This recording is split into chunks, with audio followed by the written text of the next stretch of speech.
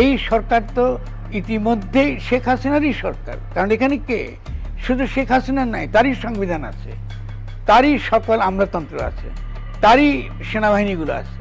তাহলে এটা তো ওরা ওদের ঘোষণা দেওয়ার অধিকার কে দিল? জনগণ তো চেয়েছে একটা নতুন ধরনের রাষ্ট্র গঠন করতে, যেটা তারা চায়, তাদের স্বার্থের সঙ্গে যেটা অনুকূল। এটা তো আমরা করতে দিলাম না।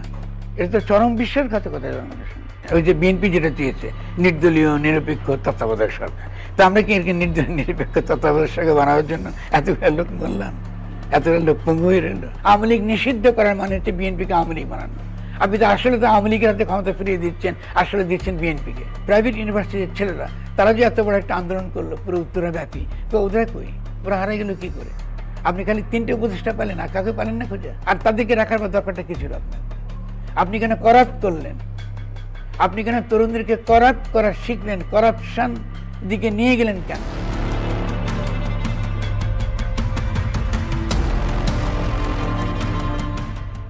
প্রথমত ওরা তো জুলাই ঘোষণাপত্র দেয় নাই। ঘোষণাপত্র তো একটা রাজনৈতিক এবং এর একটা আইনি মানে আছে। এটা হলো যে ধরুন আপনি বাংলাদেশের লুটেরা মাফিয়া শ্রেণী, তাদের পক্ষে একটা ঘোষণা হলো, হ্যাঁ, রাজনৈতিক দলগুলোর ঘোষণা। মানে মূলত হলো যে এসালাম টাইপের যেসব যারা টাকা পয়সা চুরি করে নিয়ে চলে গেছে, যারা আমাদের সমাজের ক্ষমতাবান শ্রেণী, এই গণঅভ্যুত্থানকে নস্যাৎ করে দিয়ে তারাই যে আসলে ফের ক্ষমতা আসছে, এটা হলো তারই ঘোষণাপত্র। আমি ঘোষণাপত্র পড়লে দেখবেন, প্রথমত এই ঘোষণাপত্র তো হওয়া উচিত ছিল জনগণের পক্ষে। সেটা হওয়া ছিল 5 তারিখে, সে গত বছর, তখনই হওয়ার কথা ছিল। তো সেই ঘোষণাপত্র তো তখন করতে দেওয়া হয় নাই। মানে জনগণের যে অভ্যুত্থানটা ঘটেছে, জনগণ এসছে, হ্যাঁ, ঐতিহাসিকভাবে জনগণের উত্থান ঘটেছে, ফলে জনগণকে দমন করবার জন্যে পরবর্তীকালে একটা সরকার গঠিত হলো, যেটা হলো সেনা সমর্থিত উপদেষ্টা সরকার। তো এই সেনা সমর্থিত উপদেষ্টা সরকার এতকাল এত টালবাহানা করার পরে এখন সে মাঝখানে ছাত্ররা আবারও তাদের একটা ঘোষণাপত্র ঘোষণা দিতে চেয়েছে। আর যে জনগণ যে অভ্যুত্থান করেছে, অভ্যুত্থানটার মানেটা কি? অভ্যুত্থানের মানেটা হলো যে আমরা এই পুরনো রাষ্ট্র, পুরনো সংবিধান এগুলো চাই না। আমরা নতুন করে জনগণ আমরা চাই নতুন করে বাংলাদেশ গঠন করা, নতুন গঠনতন্ত্র প্রণয়ন করা। আপনি কি বলতেছেন? আপনি এই যে শহীদদেরকে, তাদেরকে শেখ হাসিনার সংবিধানে তারা স্বীকৃতি দেবেন? আপনি বলতেছেন তাদেরকে সাংবিধানিক স্বীকৃতি দেবেন, তাদেরকে এই করবেন, তাদেরকে বীর উপাধি দিবেন।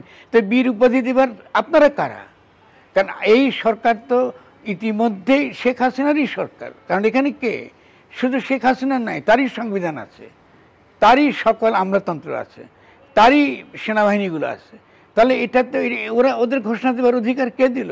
আপনি তো এরকম উপদেষ্টা সরকার দিয়ে পারবেন না। আপনি একমাত্র পারতেন পূর্ণ ক্ষমতা নিয়ে জনগণের পক্ষে। ডক্টর ইউনূস যখন তাকে আনা হয়েছিল 5 তারিখে, তিনি তো 5 তারিখে এলেন না, তিনি 8 তারিখে এলেন। তাহলে আমরা কি চেয়েছি? পূর্ণ ক্ষমতা নিয়ে তিনি বলবেন আজ থেকে বাংলাদেশের জনগণ একটা নতুন বাংলাদেশ গঠন করবে। কারণ এটাই তাদের অভিপ্রায় ছিল ওই স্বাধীনতা যুদ্ধের সময়। তারা সেই বাংলাদেশ গঠন করতে পারে নাই, তাদের উপর একটা ফ্যাসিস্ট রাষ্ট্র চাপিয়ে দেওয়া হয়েছে 1972 সালে। সেই ফ্যাসিস্ট রাষ্ট্রের বিরুদ্ধে, এই ফ্যাসিস্ট সংবিধানের বিরুদ্ধে, ফ্যাসিস্ট শক্তির বিরুদ্ধে তারা লড়াই করে রক্ত দিয়ে শহীদ হয়ে পঙ্গু হয়ে তারা একটা নতুন রাষ্ট্র চেয়েছে। তো এটা তো তাদের সঙ্গে প্রতারণা হয়েছে, তাদের সঙ্গে তো এটা তো একটা সম্পূর্ণ জনগণের সঙ্গে একটা প্রতারণা। 71 ঘোষণাপত্র কি পাকিস্তানের সংবিধান রক্ষা করে ঘোষণাপত্র হয়েছিল? আমরা প্রোক্লেম করেছি আমরা বাংলাদেশের জনগণ, আমরা একটা নতুন স্বাধীনতা, আমরা যেহেতু আমাদের উপর এই অত্যাচার হয়েছে, অতএব আমরা স্বাধীনতা ঘোষণা করছি। ঠিক তেমনি এবারও ঘোষণা উচিত ছিল আমরা বাংলাদেশের জনগণ, আমাদেরকে এটি রাষ্ট্র গঠন করতে দেওয়া হয় নাই। 72 সালে হয় নাই, 90 সালে হয় না। আমরা বারবার আমরা লড়াই করেছি, সংগ্রাম করেছি, আমাদের একটা রাষ্ট্র গঠন করতে দেওয়া হয় নাই। যে রাষ্ট্রের হিস্ট্রি, ঔপনিবেশিক হিস্ট্রি ওই পুরনো সুবে বাংলার থেকে শুরু, যখন সিরাজউদ্দৌলাকে কারা ইংরেজরা এই দেশ থেকে কি করেছে, পরাজিত করে এখানে ইংরেজের শাসন এখানে কায়েম করা হয়েছে। ফলে ইংরেজের আইন, ইংরেজের সংবিধান, এই ইংরেজের রাষ্ট্র ব্যবস্থা এটা তো চলতে পারে না। আমরা তো এখনো কলোনিয়াল আইনের মধ্যে বাস করছি। তো জনগণ তো চেয়েছে একটা নতুন ধরনের রাষ্ট্র গঠন করতে, যেটা তারা চায়, তাদের স্বার্থের সঙ্গে যেটা অনুকূল। এটা তো আমরা করতে দিলাম না। এটা তো চরম বিশ্বাসঘাতকতা জনগণের সঙ্গে। এ তো নিজেই তো তার কোনো অবৈধ সরকার। শেখ হাসিনার সংবিধানের মধ্যে কি এই ধরনের সরকারের কোনো উল্লেখ আছে? আদালতে তো থাকে না। জনগণ গণ অভ্যুত্থানের পরে আদালত অবৈধ, তা এই আদালত কিসের ভিত্তিতে আপনার কি সরকার গঠন করা কি সঠিক কি বেঠিক এই ধরনের আপনার মন্ত্রণা দেয়, এটা দিতে পারে না। আপনি যদি গণ অভ্যুত্থান করে থাকেন তাহলে সংবিধান তো ফেলে দিয়েছে জনগণ। তাহলে এই সংবিধানের অধীনে নিবন্ধন পাওয়া রাজনৈতিক দলগুলো আদৌ রাজনৈতিক দল নাকি মাফিয়া এবং লুটেরাদের প্রতিনিধি, এটা তো সিদ্ধান্ত নেবার প্রয়োজন আছে। বাংলাদেশের জনগণ তো সিদ্ধান্ত নেবে যে তাদেরকে রাজনৈতিক দল বলছে, এটা কি আসলে রাজনৈতিক দল? যদি হয় তাহলে আপনি যারা সালামের একজন কর্মচারী ছিল, যারা সালামের পক্ষে আজকে আবারও বাংলাদেশকে নতুনভাবে ক্ষমতা ফিরে পেতে চায়, তাদের সঙ্গে শেখ হাসিনাকে ক্ষমতায় বসাতে চায়, আবার আওয়ামী লীগকে ফেরত আনতে চায়, আপনি তাদের হাতে ক্ষমতা দিবেন? বলেন যে এই সংবিধান করবে, আগামী সংসদ করে দিবে। আমরা কি আগামী সংসদের জন্য সিম্পলি লোক গণ অভ্যুত্থান করেছে? আপনারা তো এই গণ অভ্যুত্থানের তো নেতা নন, এই জন অভ্যুত্থানের তো আপনারা করেন না, এই গণ অভ্যুত্থান করেছে জনগণ, এই জনগণের ফল আপনারা। তো আপনাদেরকে তো আমরা এরকম একটা শেখ হাসিনার সংবিধানের মধ্যে থেকে আগামী সংসদে আপনি আমাদের সাংবিধানিক স্বীকৃতি দেবেন। কে চেয়েছে সাংবিধানিক স্বীকৃতি আপনার কাছে? এই যারা শহীদ হয়েছে এরা কি শেখ হাসিনার সাংবিধানিক স্বীকৃতি চেয়েছে? What do you mean? তা আমার সাথে সীমা আছে। আমরা কি নির্বাচন চেয়েছি?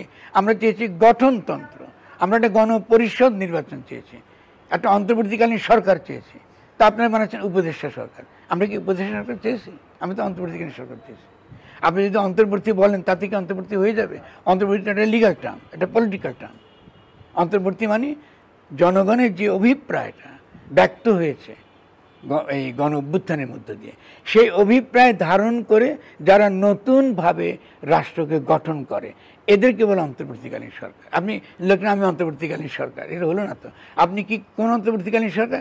ওই যে শেখ হাসিনার বাজে ইলেকশন যেটা হয়েছে, যেটা এর মাঝখানে আপনি এটা আরেকটা একটা একটা একটা সরকার বানাইছেন। ওই যে বিএনপি যেটা চেয়েছে নির্দলীয় নিরপেক্ষ তত্ত্বাবধায়ক সরকার।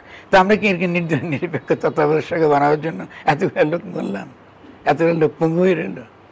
এটা তো এই তামাশাতে করে তো কোনো এটা সীমা পরিসীমা নাই এই তামাশা। এই বদলের যে মূল যে মর্ম ছিল গণ অভ্যুত্থানে, যে আমরা সকলে একই রাজনৈতিক গোষ্ঠীর অন্তর্গত। আপনি আস্তিক হতে পারেন, নাস্তিক হতে পারেন, হিন্দু হতে পারেন, মুসলমান হতে পারেন, আপনি যে কোনো রাজনৈতিক মতাদর্শ আপনি ধারণ করতে পারেন, এমনকি যে কোনো রাজনৈতিক দল আপনি করতে পারেন, এটা আপনার অধিকার। কিন্তু আমরা সকলে মিলে একটা রাজনৈতিক জনগোষ্ঠী, সেখানে আমরা প্রত্যেকের কথা বলার অধিকার থাকবে, ব্যক্তির অধিকার থাকবে, ব্যক্তির মর্যাদা থাকবে, এটা নিশ্চিত করব। প্রথমত স্থিতিশীলতা শব্দটাই তো আপনার জনগণের বিরুদ্ধে ব্যবহার করা হয়। এই যে কথাটা বললেন আপনি স্থিতিশীল, এর আগে কি স্থিতিশীল ছিল বাংলাদেশ? শেখ হাসিনার আমলে কি স্থিতিশীল ছিল? শেখ হাসিনার আমলে স্থিতিশীল ছিল যাতে আপনি লুটপাট করতে পারেন। তাহলে এখানে তো স্থিতিশীলতা তো তর্কের বিষয় না। তর্কের বিষয়টা হচ্ছে জনগণকে তার ক্ষমতা আপনি ফিরিয়ে দিচ্ছেন কিনা। জনগণকে তার ক্ষমতা ফিরিয়ে দিলে বিভিন্ন রকম গোষ্ঠী নানান বক্তব্য দিবে, তাদের দাবিনামা নিয়ে আসবে। যেটা যৌক্তিক দাবি সেটা সরকার মানবে, যেটা অযৌক্তিক দাবি সেটা সরকার মানবে না। কিংবা এক পক্ষের বক্তব্য যদি আপনার ধরুন আমাদের আরেক পক্ষের পছন্দ না হয়, তারা সমাজে তর্ক বিতর্ক করবে। এতে ভীতি হওয়ার কী আছে? এটাই তো গণতন্ত্র। এই অস্থিতিশীলতা তো ইতিবাচক। কারণ আপনার সঙ্গে তো আমি সবসময় একমত হব না তো। এটা তো ফ্যাসিস্ট এসব কথাবার্তা বলে স্থিতিশীলতা। কিসের স্থিতিশীলতা? আপনি কি বন্দুক দিয়ে স্থিতিশীলতা অর্জন করতে পারবেন নাকি? আপনি আইন দিয়ে কি স্থিতিশীলতা অর্জন করতে পারবেন নাকি? এটা তো হবে না। জনগণ যখন বুঝতে পারে তাদের নিজের জীবনের জন্য যেটা প্রয়োজন, এইটার সমাধান তারা নিজেরা করতে পারে। ধরুন আজকে এই ওয়ার্ড, এই যে একটা মোহাম্মদপুর, এটাকে যদি আপনি একটা তার স্থানীয় সরকারকে শক্তিশালী করতেন, তাহলে আমাদের এখানে কী হতো? আমাদের আবর্জনা পরিষ্কার করা, এখানে দেখেন ঘর থেকে বেরোতে পারি না, সব রিক্সাওয়ালা এখানে এসে, বিভিন্ন রকম গাড়িওয়ালা এখানে এসে আটকে ঘর গলি থেকে বেরোতে দেবে না। ওরা কোনো নিয়ম মানবে না। কেন নিয়ম মানবে না? কারণ ওদের বিরুদ্ধে কোনো রকম অবস্থান নেবার, কোনো বক্তব্য দেবার কোনো ক্ষমতা আপনি যে স্থানীয় ওয়ার্ডকে দিচ্ছেন না। তো আপনি এটা তো স্থানীয় ওয়ার্ডের দরকার। এটা তো গণতন্ত্র মানেই তো জনগণ নিজেকে নিজে শাসন করবে, তার কোনটা ভালো কোনটা মন্দ সে ঠিক করবে। কিন্তু আপনি ঠিক করছে কোথায়? ওই আপনার করছে সিটি কর্পোরেশনগুলো এটা করছে।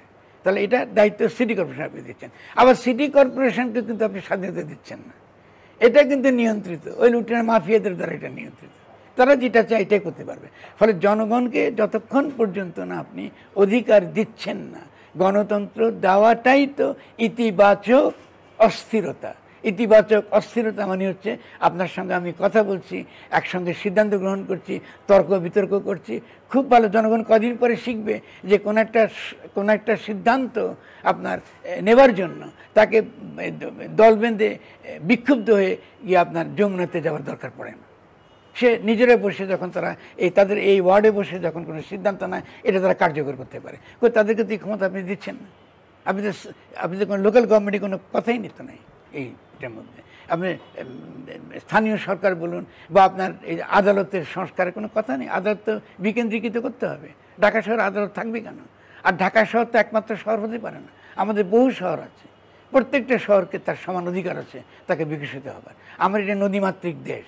আমরা একসময় কি ইংরেজরা কী করেছিল আমাদেরকে? তাদের রাজস্ব আদায়ের জন্যে তারা এইসব জেলাগুলোকে ভাগ করেছে। জেলাগুলো ভাগ হয়েছে কলোনিয়াল উদ্দেশ্যের জন্য, যে আমি একটা ঔপনিবেশিক শক্তি, তোমাকে আমি শোষণ করব, তোমার কাছ থেকে লুট করব, তোমার কাছ থেকে আমি লুণ্ঠন করব। এই জন্য সে এই বিভিন্ন রকম জেলাগুলো সে তৈরি করেছে। কেন আমরা এই জেলাগুলো এখন রাখবো? আমাদের তো একটা ইকোলজি আছে, আমরা একটা নদী মাত্র, এটা পানির দেশ, এটা জলের দেশ, এটা নদী এখানে প্রধান। ফলে আমাদের নদী যেভাবে আমাদেরকে বিভিন্ন রকম জেলাকে তার যে প্রাকৃতিকভাবে তার যে প্রাণ বৈচিত্র্যের যে বিশেষ বিশেষ বৈশিষ্ট্য সেভাবে বিভক্ত করেছে। তো প্রত্যেকটা জেলাকে ক্ষমতা দিচ্ছেন না কেন আপনি? জেলার তো একটা ক্ষমতা থাকা উচিত, একটা থাকা উচিত সেন্ট্রাল ইউনিটি পাওয়ার। আমার একটা রাষ্ট্র সার্বভৌমত্ব রক্ষার জন্যে এবং পররাষ্ট্রনীতি করার জন্য আমার একটা রাষ্ট্র দরকার। আত্মরাষ্ট্র কোথাও থাকার দরকার নেই। আপনি ক্ষমতা তো জনগণকে দিতে হবে, জনগণকে নিজের ভাগ্য তো নিজেরাই ঠিক করবে। তুমি বসে বসে একটা কলমের খোঁচায় আমদারা আপনি জনগণকে নিঃস্ব করে দিচ্ছে। একটা কলমের খোঁচায় আপনি দিয়ে দিচ্ছেন বিদেশি কোম্পানিকে, আপনি বড় ধরনের স্বার্থ। আপনি এলন মাস্ককে দিয়ে দিচ্ছেন স্টারলিং। তো আমাদের লোকাল যেসব এই যে ক্যাবেল আমরা আনলাম, এর কী হবে? আপনি কাকে জিজ্ঞাসা করে দিয়েছেন? আমি এর জন্য গণঅভ্যুত্থান করেছি যে আপনি এলন মাস্কের সঙ্গে গিয়ে আপনি স্বাক্ষর করেন।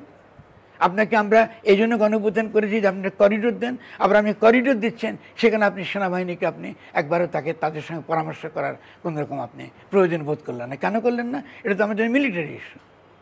আপনি এটা হিউম্যানিটেরিয়ান হোক, খুব ভালো, আমি বিশ্বাস করি হিউম্যানিটেরিয়ান, কিন্তু কি আপনি সেনাবাহিনীকে আপনি কোনো কনসাল্টই করলেন না। আপনি তো পুরো আমার সেনার প্রতিষ্ঠানকে অপমান করলেন। কেন আপনি সেনার প্রতিষ্ঠানকে অপমান করলেন? এই অপমান করার অধিকার আপনাকে কে দিল? যদি তারা ভুল করে সেটা আমরা তাকে করব।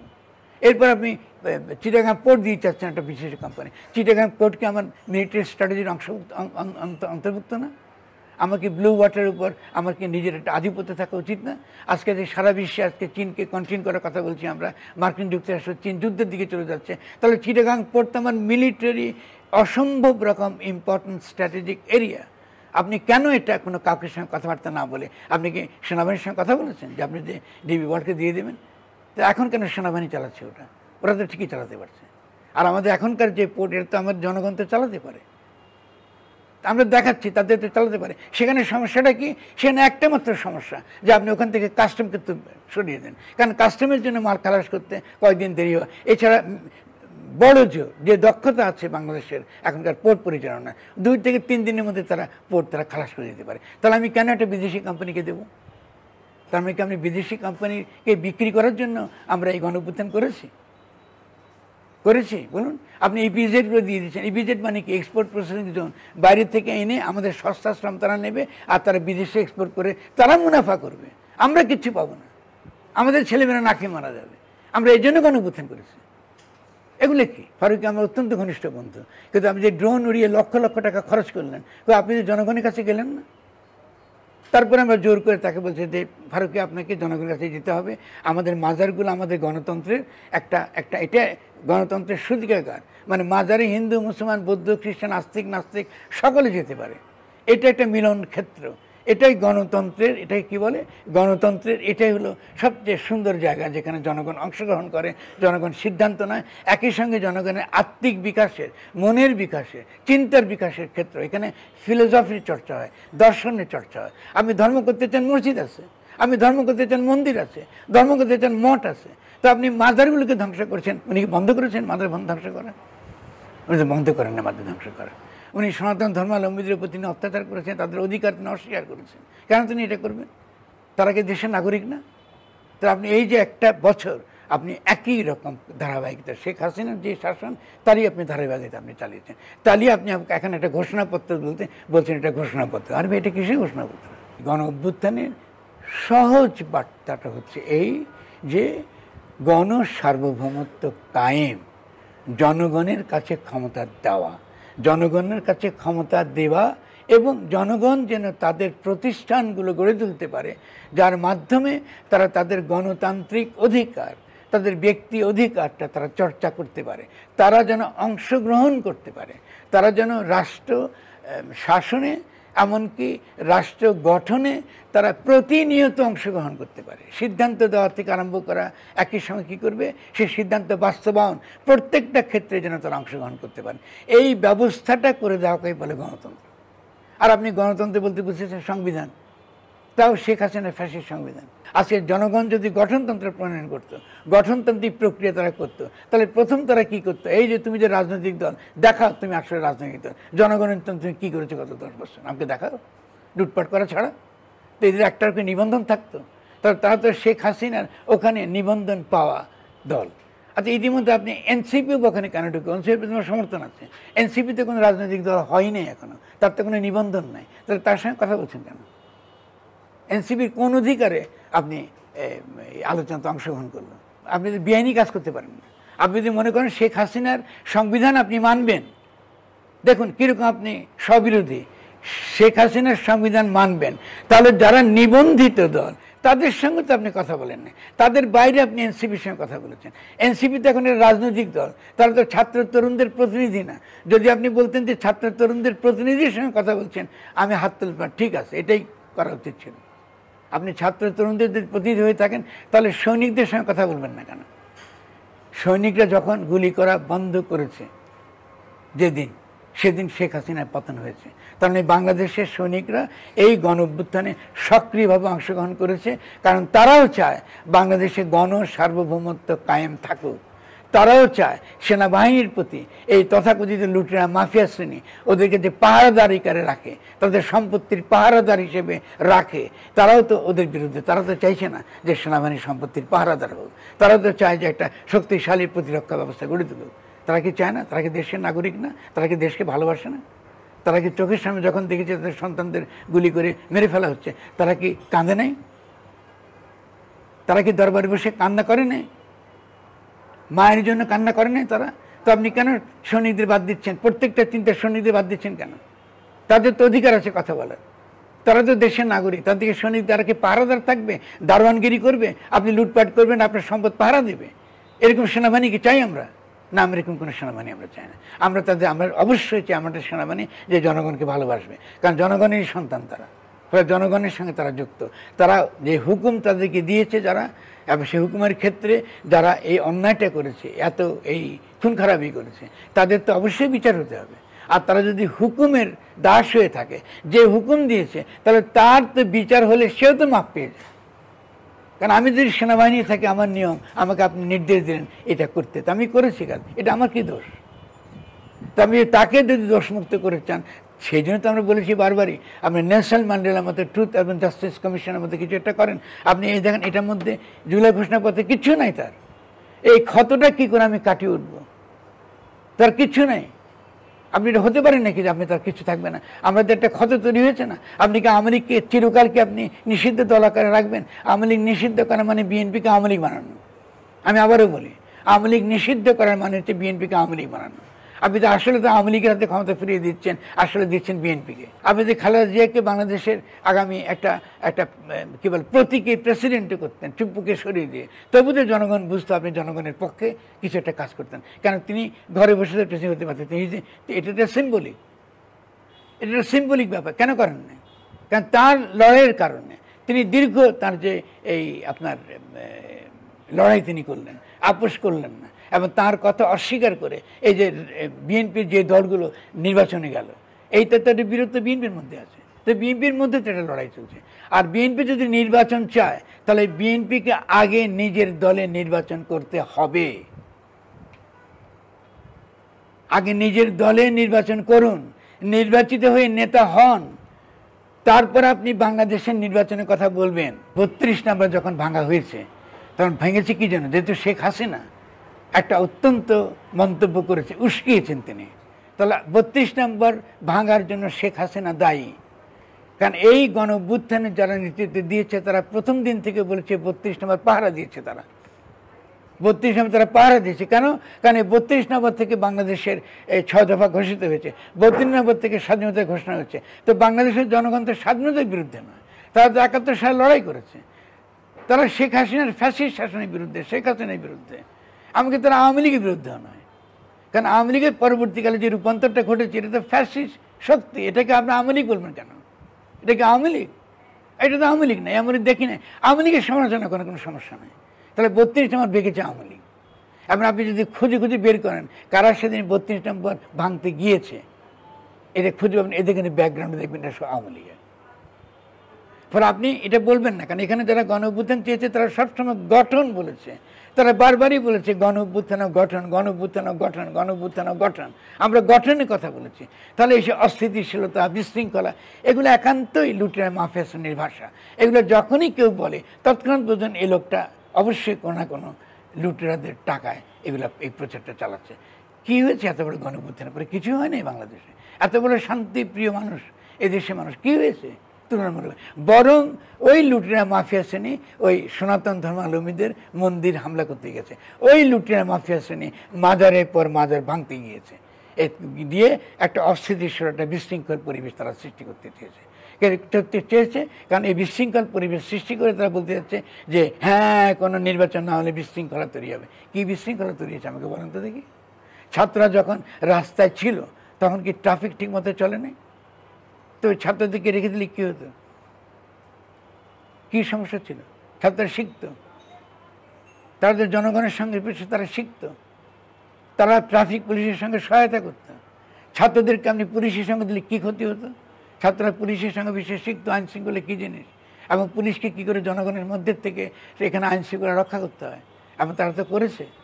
কিন্তু সে ছাত্র তরুণদের বাদ দিয়ে আপনারা কাকে নিয়ে এলেন? কিছু আবার ওই লুটেরা মাফিয়ার সঙ্গে যুক্ত ওই ছাত্রদের মধ্যে বেচা বেচা এগুলোকে আনলেন, যেগুলো হলো সম্পূর্ণ এই গণ অভ্যুত্থানে তাদের সত্যিকার অর্থে অবদান অত্যন্ত ক্ষীণ, তাদের অতীতের অবদান অত্যন্ত ক্ষীণ। সত্যিকারে যারা অবদান রেখেছে, সাঈদ কি এই যে ছাত্রদেরকে নিয়ে আপনি এত পিঠ চাপড়াচ্ছেন, সাঈদ কি তাদের অন্তর্ভুক্ত ছিল? আপনি আজকে প্রাইভেট ইউনিভার্সিটির ছেলেরা তারা যে এত বড় একটা আন্দোলন করলো পুরো উত্তরাব্যাপী, ওদের কই? ওরা হারাই গেল কী করে? আপনি খালি 3টে উপদেষ্টা পেলেন, আর কাকে পেলেন না খুঁজে? আর তাদেরকে রাখার বা দরকারটা কী ছিল আপনার? আপনি কেন করাপ্ট করলেন?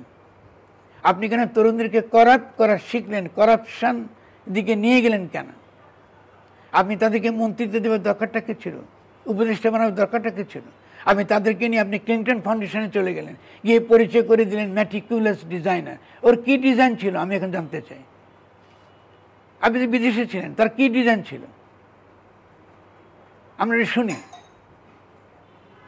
দিয়ে আপনি ছাত্রদের মধ্যে বিভক্তি তৈরি করেছেন, এবং তারা কোনো মন্ত্রণালয় চালাতে পারে না, একটা মন্ত্রণালয় ঠিক মতো চলেনি।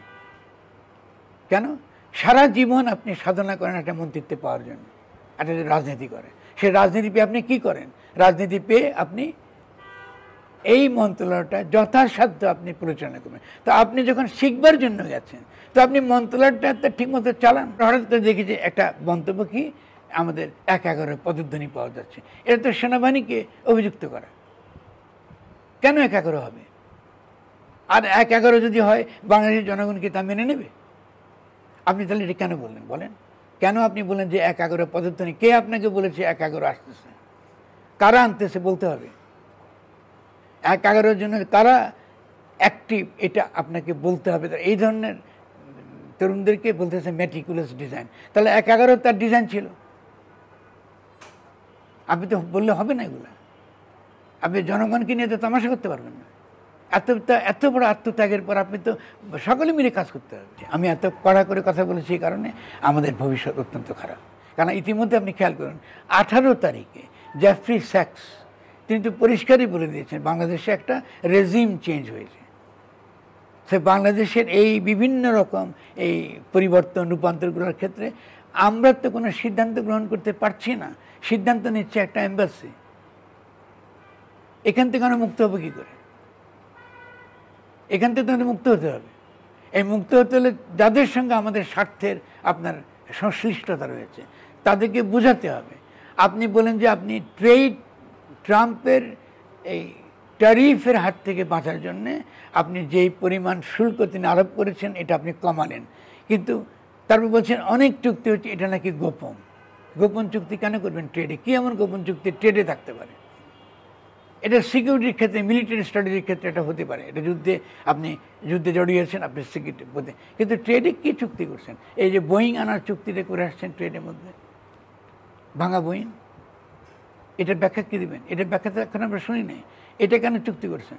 এই যে এটা ট্রাম্প যেখানে যে দেশে গেছে সেই দেশে সে বোয়িং বিক্রি করতেছে, কারণ ওখানে তার শেয়ার আছে। $1 বিলিয়ন দিতে হবে বাংলাদেশের জনগণকে বোয়িং কেনার জন্য।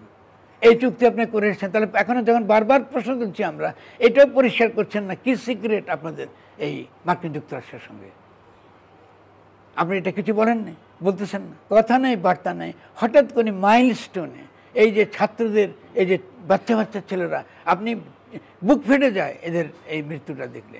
আপনি ওখানে এমনকি শুধু তা না, আমাদের যে তরুণ বৈমানিক, একটা বৈমানিককে তৈরি করতে একটা দেশে কী পরিমাণ পরিশ্রম হয়, কী পরিমাণ তাদের ছেলেটার সে বৈমানিক হিসেবে তারও তো কী পরিমাণ প্রচেষ্টা হয়। আপনি তাকে একটা ত্রুটিপূর্ণ বিমান তাকে উঠতে দিয়েছেন। আপনি তদন্ত করতে হবে তো এটা, কারণ বিমান তো একটা নেই, আরও বিমান আছে। আবার এখন বলতেছেন সবগুলো ত্রুটিপূর্ণ। কেন ত্রুটিপূর্ণ বিমান কিনছেন এর আগে? কারা কিনেছে? এই বিমান তো উঠবে না। এই বিমানে যে কোনো বৈমানিককে ওঠা মানে যে তাকে একদম ধরে বেঁধে আপনি স্বর্গে পাঠিয়ে দেওয়া, বেহেশতে পাঠিয়ে দেওয়ার সামনে আপনি কেন বিমানগুলো রেখেছেন? আপনি বারবার জনগণকে আপনি বঞ্চনা করছেন, আইনের নামে বারবার আইনকে অস্ত্র হিসেবে জনগণের বিরুদ্ধে ব্যবহার করছেন। বিশৃঙ্খলার নামে আপনি বারবার জনগণকে, বিশৃঙ্খলা শব্দটা অস্ত্র হিসেবে ব্যবহার করছেন।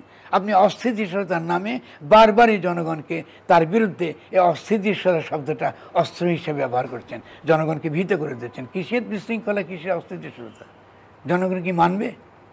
শেখ হাসিনা যদি না পেরে থাকে, আপনাকে পারবেন এই জনগণকে টেকিয়ে রাখতে? আপনি পারবেন গ্রামে গ্রামে গিয়ে এই 100 কোটি লোককে দমন করতে?